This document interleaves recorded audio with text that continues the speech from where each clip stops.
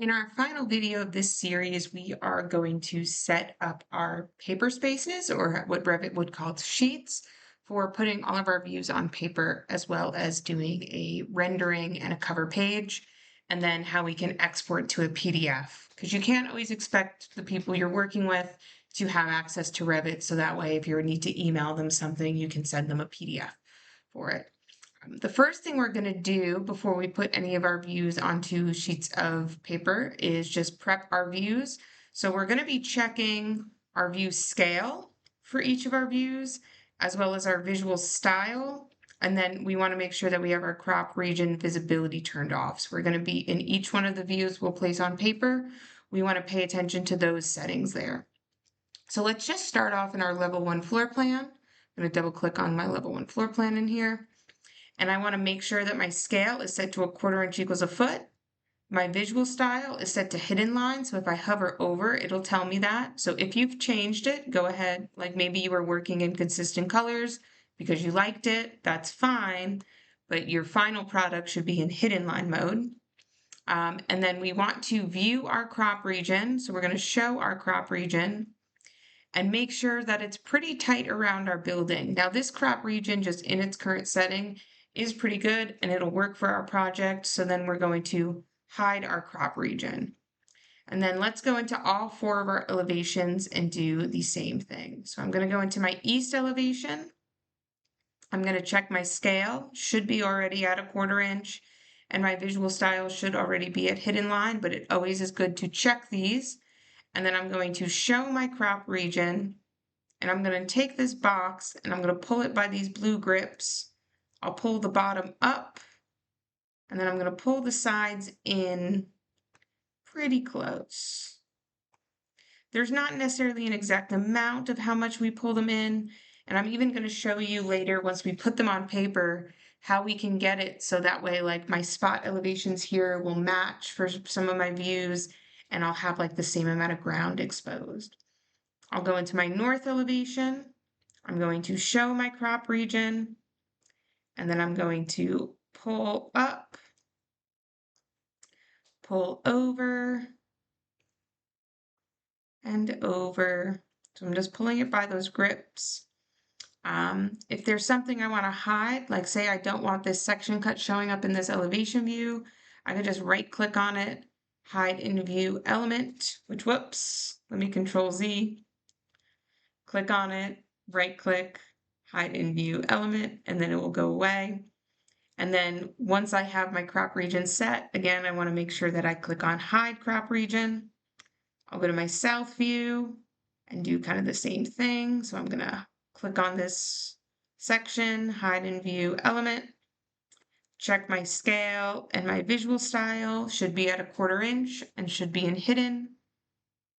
And then I'm going to show my crop region. Whoops, pulled that up a little too high, but I can always just pull it down a little more. There we go. And then I'll pull my sides in.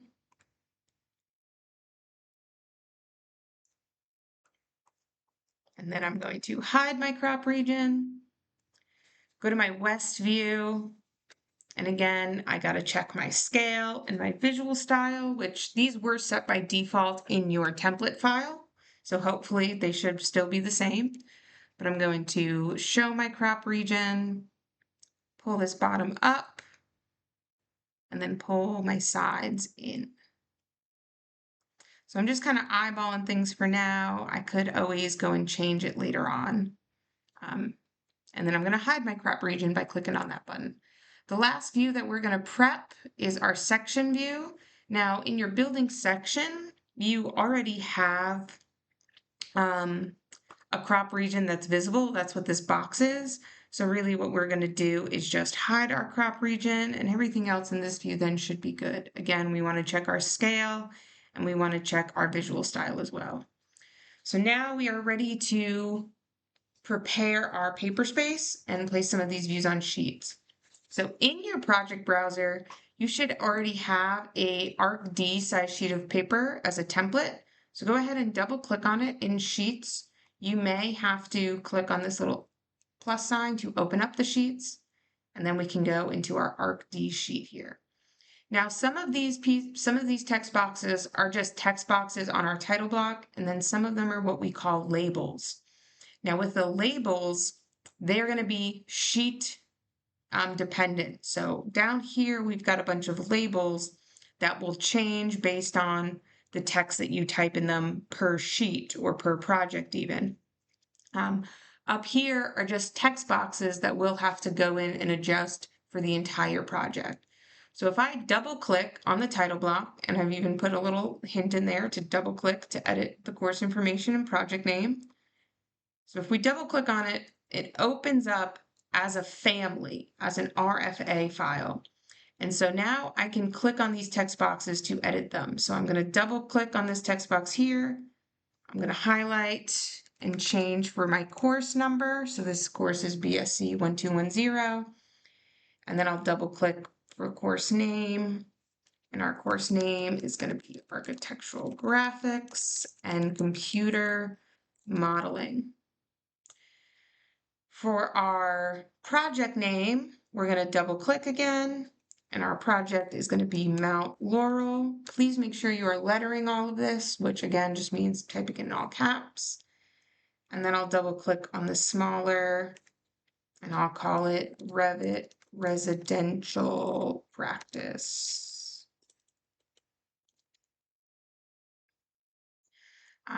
Might click off of it and then just drag it by that move box just to move it up a little bit more. The general notes I'll leave alone, but I could put a text box in here for, maybe other information about this project. And then these are going to be our sheet dependent labels. So they'll kind of fill in throughout our project. So then I'm going to click up on load into project and close. When it asks if we want to save changes, we can just say no. And then it's going to ask if we want to overwrite the existing one, and we're going to say yes, please overwrite the existing one. So now in this project, it has our course name and our project name. Now in here, for these labels, some of them are project-based labels and some of them are sheet-based labels. So for our project owner, that's going to be you. So please make sure you letter your name in there. If your full name can't fit, feel free to do like your first initial and your last name. The date that you're working on this, so I'm currently working on this on June 7th, 2025, but your date might be different. So just look at what day and time it is. And then our scale will fill in once we put a view on our sheet. The title, we'll do our floor plan first. So we're going to call this floor plan for our sheet title. And you'll see that it changed here, and it also changed in our title block. And then for our sheet ID, we'll call this one A101. A for floor plan, 100 for being a plan view, and then it's first in the sequence. So now to put a view on this sheet of paper, what we're going to do is from our project browser, we're going to drag level 1, and then we're going to click to place it. And then we have placed our level 1 floor plan on this sheet. Now when you bring a view in, it automatically brings in a view title along with it. If we want to move the view title, we can click on the title itself and we can use our arrow keys to move it up and down. If you want to change the title's length though, what you have to do, and it's silly, I know, but you've got to click on the view once and then you get this grip where you can move that title bar. So if you want to make it shorter, which we'll most likely have to do when we do our elevations, that's how you can change it. The next thing we'll want to do, and we may need to load a component in for this, I might have forgotten this one, is put in a graphic scale. So I'm going to go into the Annotate tab here, and I'm going to bring in a symbol. And we have a north arrow symbol, but we do not have our graphic scale. So we will have to load one in. But we can put our north arrow in then for our floor plan, which that's at least kind of nice for it. So we'll need to load in an Autodesk family. So again, if you have my keyboard shortcuts installed, that's keyboard shortcut LF, will open up this menu. If you don't have my keyboard shortcuts installed, then you'll have to go to the Insert tab, and then it's this button right here. And we're going to search up at the top for a graphic scale. So I'll just search for graphic. And I would recommend, let's use for this project, we'll use this graphic scale 1/4. So this is a 1/4 inch equals a foot graphic scale. We'll load it. And then I'll go back into the Annotate tab and I'll use the symbol tool to place it. We can just, what I usually do is just kind of eyeball it on top of the end of that title line there.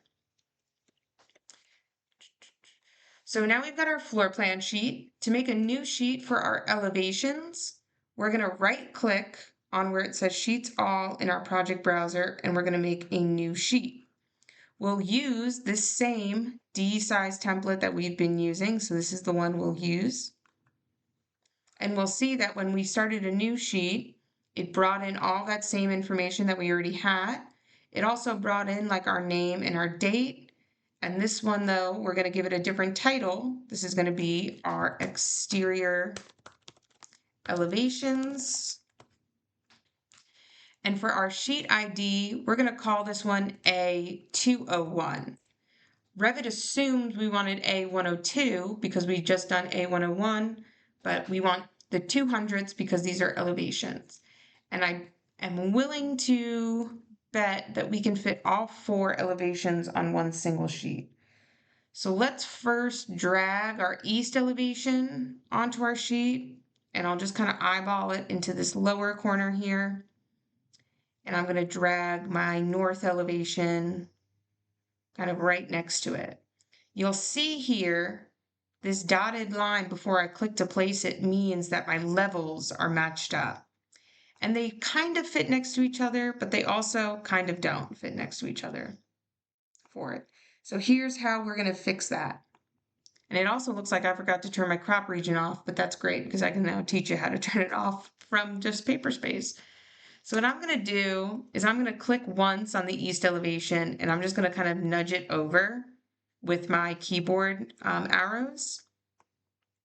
Then I'll click once on the north, and I'll nudge that one over as well. To condense it or make it a little shorter, I'm going to double click in that north elevation. So when I double click in it, everything else on my view gets like grayed out. Essentially, double clicking in the view here in Paperspace is the same as just like opening up the view over here. So I can show my crop region, and I can even like pull it in a little closer over here, or I could click on my elevation marker and I can even just physically move those in a little bit more. So I can click on these markers and I can just nudge them even closer to my building, so that way I can fit everything comfortably on my sheet. Once I have everything there, I'm going to hide my crop region and then double click off the view to get out of it. I'll do in my east elevation, since I forgot to hide my crop region, I can double click in that east elevation view and I could hide it and then double click out. What I'm also going to do though is I am going to keep it showing, and I'm going to show you how I can line up these two amounts of ground. So when I click to drag my ground line in this view, I can actually, while I'm dragging it up and down, move my cursor to the side, and I can roughly eyeball it to wherever the amount of exposed ground I have here. That way these two views next to each other will kind of look a little bit neater for it. Then I'm going to hide my crop region and then double click off the view. The last thing I'll do for these two views is I'm just going to fix these titles. So I'm going to just drag this north title bar over a little bit. And then I'm going to click once on the north view so I can drag that bar here, or this grip on the right side of the bar, just out of my title block. I'm going to bring in the south view and the west view and do a pretty similar kind kind of scenario for them. So I'm going to drag the west view in. I'm going to click to place it. Maybe I want to move my arrow keys to kind of nudge it up or down. And then I'll want to try to match it crop region wise a little bit to my east one. So I'm going to double click in the west elevation. I'm going to show my crop region, and then I'm going to click on my sidebar. And while I'm holding, so I'm moving it back and forth, I can even move my cursor down so that way I can have roughly the same amount. And I'll do on this side as well. While I'm holding to drag, I'm just going to come down here to make sure I've got the same amount. And then I can hide my crop region and then double click outside of the view to get out of it. For my south view, I'm going to drag my south view here. I'm looking really more so for that feedback that I have my levels matched up. I'm gonna nudge it over a little bit with my arrow keys. Another thing I'll often do is I might use my arrow keys to kind of superimpose one building on top of another. And then I can line up, say, my roofs. And then I'm going to drag it straight up where those levels meet. And then I'm going to adjust this view so it fits on the page a bit better. So I'll click on my title. I'm just going to drag it so that way it fits kind of nicely in line with these ones. I'll click on the view once, make this title bar shorter by dragging it. Double click on this view to activate it. And then I'm going to move these elevation markers just in ever so slightly. I'll move these ones in as well. And this can also be where I can drag them to, again, match up for it. Then I can double click outside of the view. So once I double click outside of the view and I'm no longer active in it, I can put my graphic scales in. I would not need to put a north arrow in on any of these views because none of these views are a plan style view. So I'll do symbol. And again, I usually will just try to line it up with my title bar.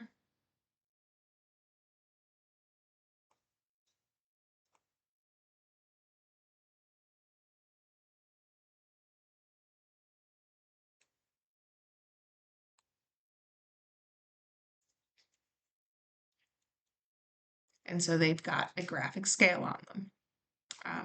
I'm also gonna, just because I had forgotten, I'm gonna adjust this one's ground so that these two match. So I'm gonna double click in my west elevation. I'll show my crop region and I'm just going to pull on that bottom one and then move my cursor over to here, just so it looks like I have about the same amount of exposed ground line. I'll hide my crop region and I'll double click outside the view. There are easier or other ways to go about doing that. Maybe not easier, but there's other ways to get all of those views to kind of to match, but that's just the way that I like to go about doing it. We have two more sheets that we're going to create. So one will be for our building section. So I'm going to do sheet, new sheet. I'll use a size D template sheet. And again, all of my info will remain the same, except my title. This will be building section. And for my sheet number, it's going to be A301 because it's a section style view. And I'm going to drag and drop my building section onto this view. It is kind of silly to have just all this empty space. Typically, we would put other views on here somewhere. And then we don't have to do really any cleanup or any adjustments for it other than put in our graphic scale for our 1/4 inch equals a foot. And then the last sheet we're going to make is a cover page, and we're also going to create a rendering for that cover page as well. So let's make that rendering first. Let's go into our level 1 floor plan. And in our floor plan, essentially what we're going to do is we're going to place a camera so that way we can kind of look at our building. So to create a camera view, you're going to click on the tiny little arrow next to your shortcut for your 3D view, and then we have the camera option. To first place the camera, you essentially are going to click where you want the person standing. So it might be over here. If the little camera icon goes away, it's just because you're out of your crop region, but you can still stand there. But you're going to click where you want a person standing, and then you'll move your cursor over what you want them looking at, and then you'll click again for it. Now, if you don't like your camera view, so like I didn't do that great of a job, it's a little awkward of a view personally, we can always adjust that crop region for it. Or you could just place a new camera. You could just remove this one and place a new one. So here in our 3D views, we have this view here called 3D view 1. This is my camera. This is just the one that we orbit around from. So I'm going to rename this view to be exterior. And then maybe I'll do another camera view from the other side of the building. So let me go to level 1, and I'm going to click on that little arrow. I'll do camera. Maybe I'll have a person standing over here. And then I'll click where I want them standing. And then what do I want them looking at? And then I'll click again. And again, if it doesn't look great, you can try to adjust it, or just maybe, move it so your person's standing a little bit further out or further away. You can even say, let's go back into level 1. I'll place a camera where maybe they're standing here looking pretty head on at the building for it. That's a real head on view for it. Maybe a little too close, but I can always just kind of adjust and zoom. So place a camera view that you like, whichever one it may be. I don't really mind. You're not getting judged on that for it. And then I'll show you how we can adjust some of these. So I'll call this one, I'll rename it exterior 2. And I'll rename this one like head on for it. So you can really make unlimited amount of 3-dimensional views or camera views or perspective views. So in any of these views, another thing we can do is make some adjustments to our visual styles just to kind of make the views pop a little bit more. So I'm going to go from one of my views here to my graphic display options, which is either clicking on your cube and then this button here, or it's this button here, or it is keyboard shortcut GD to open it up. So I'm going to leave this view in hidden line. That way, like some of my materials are like a little ambiguous. But what I am going to do is play with shadows. So I'm going to first just turn on ambient shadows and hit apply so we can kind of see what they do. But then also we may want to cast full shadows on our building as well and see if that's going to help. Oftentimes, it will help make the building look more realistic, but just the shadows themselves are really dark. So what we could do to adjust that is go into our lighting options and turn our shadows down. I usually will put them at 20 and then hit apply. And so that way they're there, but maybe they're not just as overbearing. And another thing I really like to do is I like to go into my background and I like to put a gradient in my background. And because of the fact that when you apply a gradient, you get this ugly gray box here, I like to make my ground color match my horizon color. So I'm going to click on this option and I'm going to just pull that horizon color up to around 242. So that way it just doesn't stick out awkwardly there. So again, on my other side of my building, if I wanted to apply any of those settings there, I could do GD to open up my graphic displays. I like to put shadows on often. We can also, in our lighting options, we can play around with where the sun is. So right now, if I click on in sun settings, my sun is at an altitude of 35 and an azimuth of 135. So if I put it higher in the sky, we're going to see more shadow on this side of the building versus if I put it at an altitude of, say, 15, then we're going to have less shadow on our porch. So we can also play around with that. I could put it, say, at an azimuth of 90, and then that's going to affect how high or where it sits here in relation. So we can kind of play around with our sun. You can even place a still solar study of a specific location. So we could put in an exact location of where our building's going to be. So if I wanted to put this in Boone, I can search for Boone, North Carolina, and it gives me all of the weather stations as close as possible to here. So there's a weather station 2 miles away, and then I could say an exact date and an exact time, and I can apply those settings. So this is at this date, at this time, what would the sun look like if this house was located in Boone for it? So you can really then do a lot of great studies. We could figure out on the winter solstice, what are our shadows going to look like versus the summer solstice, what are our shadows going to look like on it? Um, Now on this side, because this is our north facing side, that's why on that winter solstice, when I hit apply, I have a tremendous amount of shadows. But if I go to my other side, this is my south side. And so if I go into my graphic display and I play around with my lighting here, and I put it still on the winter solstice and hit apply, we're getting a lot of natural light in here on this south side of it. So we can really kind of play around with some of those options in there. I got slightly sidetracked. I'll go back into this exterior one. This is a bad bad setup for this one. So I'm going to go into graphic display.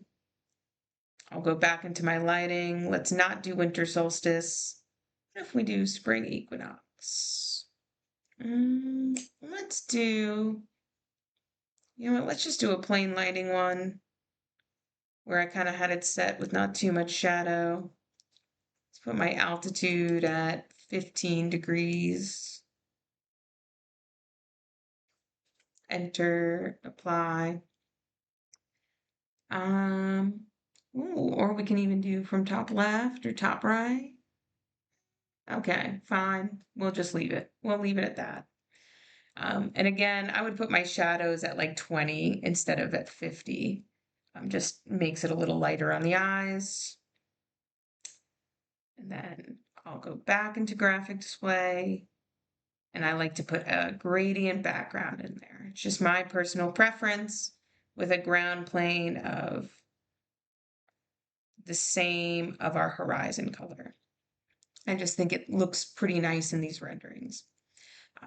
Additionally, if I wanted to make like a realistic view to like send over to a client, I'll do that from my exterior side here. I can perform what's called a render. So a render should be like one of the final things you're doing in a project, because if you make a change to the project, they don't update in the render. But that will be in your view tab, and then it is this T-pop button or its keyboard shortcut RR. When you're doing your render, you have different qualities you can do. The higher the quality, the longer it's going to take. So I'm just going to do a medium one for this project. And I'm not going to do anything with my lighting because I don't have any artificial lights in this house, or with my sun as well. So then I'm just going to click on render. And now I have to sit and wait. I can't do anything at all in the software until this render is finished.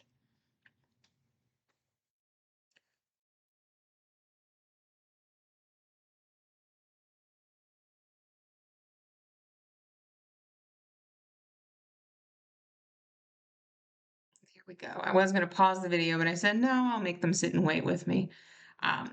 And I just personally don't really like the renders from Revit in class or in the software. There's kind of better options, which we'll go over in class. But if you want to save your render, you have to make sure that you click on Save to Project. Otherwise, it is not going to actually save. So I'll click on Save to Project. I'll call it Exterior Render. And it's made a new area in our project browser called Renderings. So now I have my two exterior views and I have my render. We want to make sure before we put them on sheets that we hide that crop region. So I'll go into this exterior view as well and hide this crop region. And then I'll open up my rendering.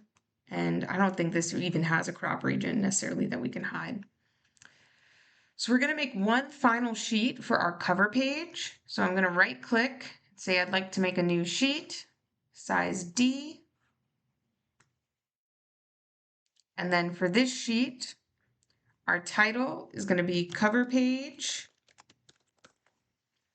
And then our sheet ID is going to be G for general, and we'll just call it 000 for it. Now, to place these views on here, we're just going to drag and drop our exterior view, drag and drop our exterior number 2, and then drag and drop our render on here as well for it. Now, when you bring these views in, they also get a title automatically. To get rid of these titles, what we're going to do is click on the view once.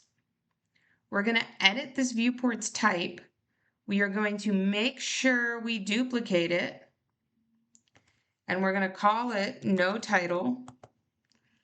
And we are going to remove the extension line. And when it says, do we want to show title? We're going to say no. And then we're going to click OK. If you don't duplicate it first, you're going to remove titles from every single one of your drawings throughout your whole project. So I can click on this one, and I'll just click to change it. So I'll just click where it says viewport 1, and I'll change it to no title.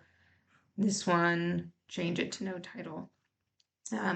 What I'm also going to do is I'm going to double click in this view, and I'm going to show my crop region real quick, because I'm just going to drag this box so that way it's about the same size as this one.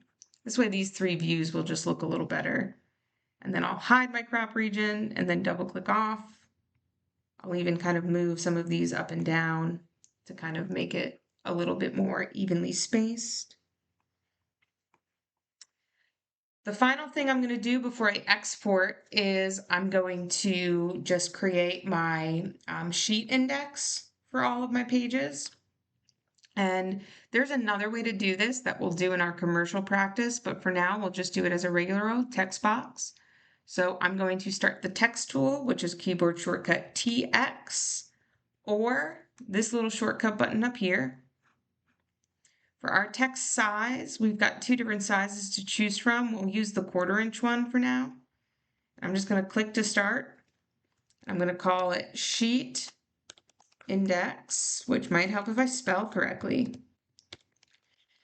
My first sheet is going to be A101, and I'll do tab floor plan. My next sheet will be A201, and I'll do tab exterior elevations, and then A301, tab building section.